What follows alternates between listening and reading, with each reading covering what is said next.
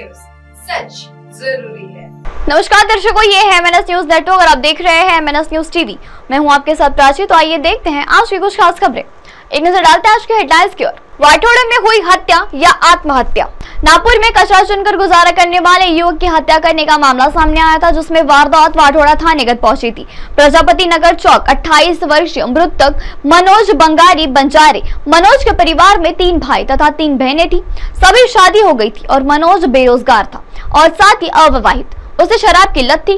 कचरा चुनकर फुटपाथ पर रहता था। बुधवार सुबह प्रजापति चौक स्थित अग्रवाल किराना भंडार के सामने चतुर्बाग पर पड़ा हुआ मिला। इसके चलते इसके सिर से खून बह रहा था, जिसके लोगों ने पुलिस को सूचना दी। पुलिस ने उसे मेडिकल पहुंचाया, जहां मेडिकल में उपचार के दौरान उन्हें मृत घोषित कर दिया गया।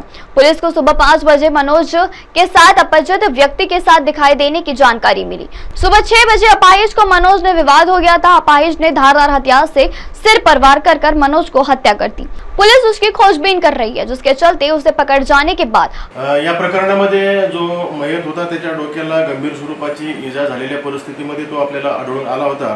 या अनुषंगाने जेव्हा आम्ही तपास सुरू केला, सदरचा मयत हा कचरा वेचणे आणि भंगार वेचणे या प्रकारच्या पद्धतीने त्याचा उदरनिर्वाह होत होता। त्या अनुषंगाने आम्ही तपास सुरू केला असता असं निष्पन्न झाले पुढे की त्या ठिकाणी मेट्रो ओव्हरब्रिजचं काम चालू आहे घटनास्थळावरच आणि मेट्रोचं बांधकाम चालू असल्यामुळे तिथं बरंचसं त्यांचं लोखंडी साहित्य आणि लहान मोठं भंगार काही रॉड वगैरे तुकडे वगैरे पडलेले असतात मेट्रो ब्रिजवर। तर त्या ठिकाणी जो चौकीदार म्हणून काम करणारा व्यक्ती आहे राजेश उर्फ लल्ला राजन कुमार तिवारी आणि त्याच्यासोबत एक रिंकू उजागर सिंग राजपूत हे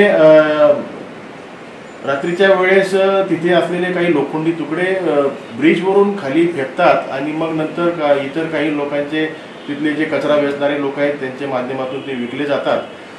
असा त्यांचा प्रकार होता। हे यांनी घटनेच्या दिवशी वरून काही लोखंडी साहित्य खाली फेकलं आणि त्यापैकीच एक 2-4 साहित्य त्या मयताला लागलेले आहेत, त्याच्या डोक्याला किंवा छातीला वगैरे। तर त्याच्यामधूनच त्याला ती इजा झाली अशा प्रकारचे घटनाक्रम तपासात समोर आलेला आहे। प्रथम दृष्ट्याने आम्ही आता मिळालेल्या या पुराव्याच्या आधारावर या 2 आरोपींना अटक केलेली आहे। त्यांचा PCR आज रोजी घेत आहोत। तर पुढील तपासामध्ये ज्या बाबी निष्पन्न होतील त्याप्रमाणे तपास केला जाईल। प्रथमदर्शनी अशा प्रकारची माहिती समोर येत आहे। यांचा पूर्वीचा रेकॉर्ड नाही आहे, परंतु यांचा जो उद्देश होता, समजा हा चौकीदार म्हणून काम करायचा आणि नाव तर सांगितलेलंच आहे, चौकीदार म्हणून तो काम करायचे तिथं आणि त्याच्यासोबत एक दुसरा साथीदार आहे। त्यांच्याकडे आता अटक आपण केलेली आहे। तर पुढील अधिक विचारपूस करून गुन्ह्यामध्ये त्यांचा ज्या प्रकारचं मोटिव्ह असेल त्या पद्धतीने कलम वगैरे लागून पुढे तपास सुरू राहील। फिलहाल हत्या का मामला दर्ज कर जांच आरंभ कर दी गई है। कैमरामैन उदय जी के साथ प्राची की न्यूज MNS न्यूज टीवी के लिए।